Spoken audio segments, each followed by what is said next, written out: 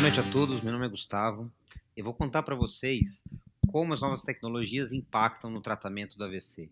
Mas antes de contar isso, eu gostaria de contar um caso, contar uma história.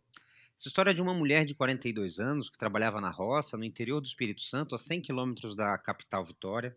Essa senhora estava com uma menina de 5 anos no colo, trabalhando na roça, quando subitamente ela para de falar, ela perde a voz.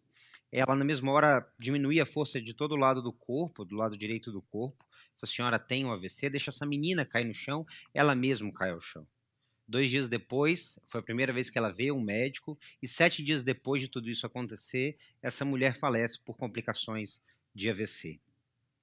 Essa mulher que faleceu foi minha bisavó.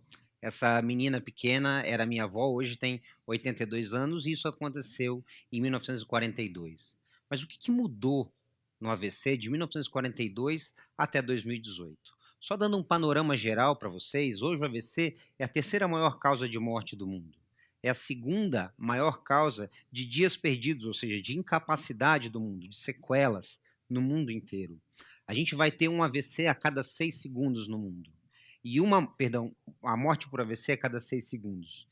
E a gente, em 6 pessoas, uma vai ter AVC. Ou seja, se nós estamos aqui em 60 pessoas, 10 de nós, em algum momento, vai ter AVC. Basicamente, existem 2 tipos de AVC. O hemorrágico, quando estoura uma artéria, uma veia dentro da cabeça de um paciente, isso corresponde a 15 a 20% de todos os AVCs. E o AVC isquêmico, que nada mais é do que uma oclusão por um trombo na artéria, ou seja, um coágulo chega na artéria, fecha, toda aquele parte do cérebro sofre a isquemia, que é o quê? A morte por falta de oxigênio. Basicamente é isso, e é sobre isso que a gente vai discorrer hoje. O tratamento do AVC isquêmico é, na verdade, uma corrida contra o tempo, porque o número mais importante é esse. A cada minuto a gente perde 2 milhões de neurônios durante um AVC. Esse número é realmente muito impactante. E de 1942 até 1995 não havia nenhum tratamento específico, até que foi descoberta uma substância, que é essa substância que está se depositando aqui em cima, essa substância chama RTPA, ou alteplase, que nada mais é do que uma substância extraída de bactérias, de excretas de bactéria, ou seja, é o cocô purificado de bactéria, que consegue dissolver o trombo. Assim como as donas de casa dissolvem a gordura do cano com o diabo verde, ele faz mais ou menos a mesma coisa, mas dentro das artérias da nossa cabeça. Em 2008 foi publicado um estudo aumentando um pouco o tempo de tratamento, que era de 3 horas, e passa então até 4 horas e meia. Até 4 horas e meia a gente tem que fazer o quê?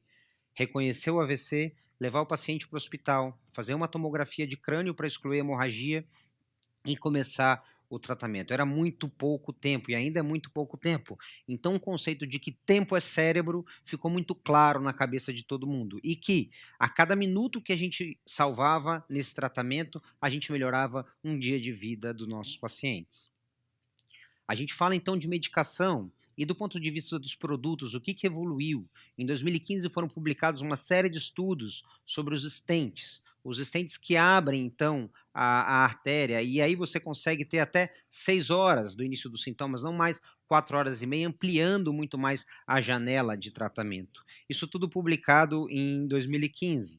Recentemente, agora em 2018, o Dr. Raul Nogueira, um brasileiro que tem residência nos Estados Unidos, especificamente em Atlanta, publicou esse estudo de que, se você usasse um software específico para selecionar os pacientes, você poderia abrir a artéria do paciente em até 24 horas. Então veja um timeline, eram 3 horas, passou para 4 horas e meia, 6 horas, e agora até 24 horas para alguns casos específicos. Então houve uma evolução aliando tecnologia de materiais, medicação e tecnologia software mesmo. E existem alguns softwares hoje de inteligência artificial que conseguem dar o diagnóstico de AVC. Esse software, por exemplo, ele diz exatamente aonde está o AVC e qual o tamanho do estrago que ele já causou até aquele momento. E aonde não tem um neurologista presencial? Bom, já existe uma solução.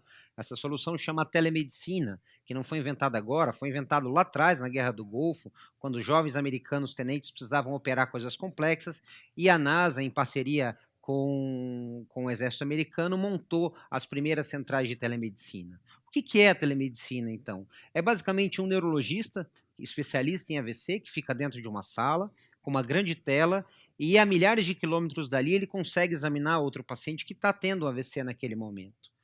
No mesmo momento, ele consegue também ver a tomografia desse paciente e dar um diagnóstico de AVC e orientar um tratamento. Isso foi um ganho absurdo e que já acontece hoje aqui em São Paulo, principalmente na Rede Américas. Como tudo migra para as mãos, assim também a telemedicina migra para as mãos. Então, existem alguns aplicativos que o médico não precisa mais estar naquela sala, isolado, ele pode estar em qualquer lugar, anytime, anywhere, e dar o diagnóstico de AVC e ajudar milhares de pessoas.